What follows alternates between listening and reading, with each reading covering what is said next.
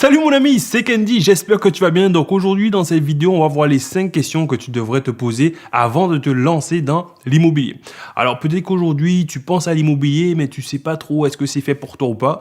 Justement, j'espère qu'avec cette vidéo, tu auras au moins les 5 questions que tu devras te poser et tu sauras un petit peu déjà si tu peux te lancer ou pas. Alors moi j'ai envie de dire la première question que tu dois te poser aujourd'hui quand tu vas te lancer dans l'immobilier ou dans n'importe quel domaine d'investissement, c'est quelle est ta vision en fait d'investissement. C'est-à-dire, est-ce que tu veux investir sur du long terme, c'est-à-dire que toi aujourd'hui tu n'as pas forcément besoin d'argent, tu as besoin de ton investissement sur peut-être dans 10 ans, dans 15 ans, dans 20 ans, ou peut-être à plus moyen terme, c'est-à-dire dans 5-10 ans, tu voudrais pouvoir déjà commencer à générer des revenus avec ton investissement.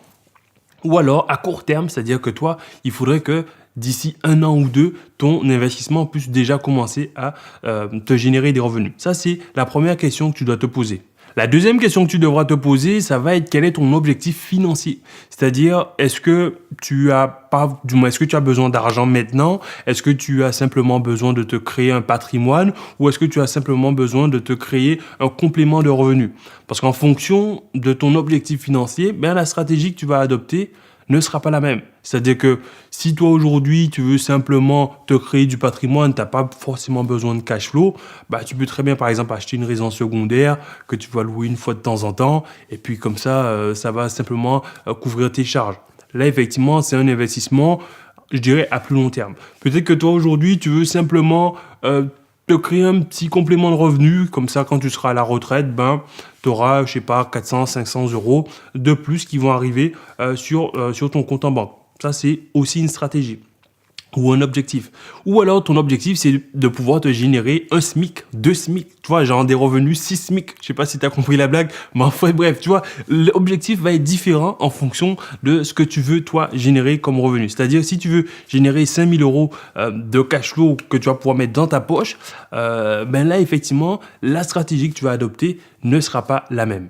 La troisième question que tu devras te poser, c'est de savoir maintenant à quelle date tu veux atteindre ton objectif. Alors, tout à l'heure, on a vu effectivement quel était ton objectif financier. Maintenant, la question est de savoir dans combien de temps tu veux, toi, atteindre cet objectif. Est-ce que tu veux l'atteindre dans 1 an, dans 2 ans, dans 5 ans, dans 10 ans?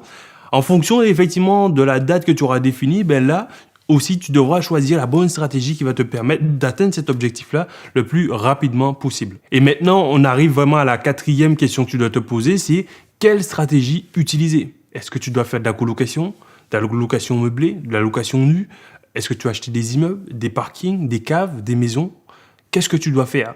Des locaux commerciaux, des bureaux, etc., etc. Il y a énormément de stratégies aujourd'hui que tu peux mettre en place et peut-être que toi, c'est la question que tu te poses. Quelle stratégie adopter? Justement, tu dois avoir dans la description un lien qui te permettra justement de regarder une étude de cas et peut-être de prendre une session, de réserver une session stratégie avec moi ou un membre de mon équipe. On pourra travailler avec toi pour t'aider justement à définir cette stratégie-là pour que toi, tu puisses partir sur les bonnes bases et puis comme ça, tu pourras atteindre ton objectif le plus rapidement possible. Alors, comme je te l'ai dit, tu dois avoir le lien dans la description. Et la 5e question que tu devras te poser, c'est de savoir où est-ce que tu veux investir. Est-ce que tu veux investir en France, à l'étranger, en ville, en province? Où est-ce que tu veux investir? Alors, il n'y a pas de bonne ou de mauvaise réponse. Il faut simplement te poser cette question-là pour que toi, tu puisses choisir la bonne stratégie pour que tu puisses atteindre tes objectifs.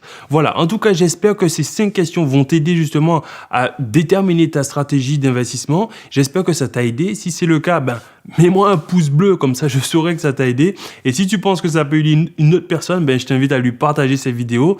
Et si c'est pas encore fait, je t'invite à cliquer sur le bouton s'abonner pour rejoindre la communauté des sprinters, c'est-à-dire ceux qui veulent faire du cash maintenant, right now, sans devoir attendre 10, 15, 20 ans. Voilà, en tout cas, je te souhaite une excellente journée. Je te dis à très bientôt et je te dis ciao, ciao.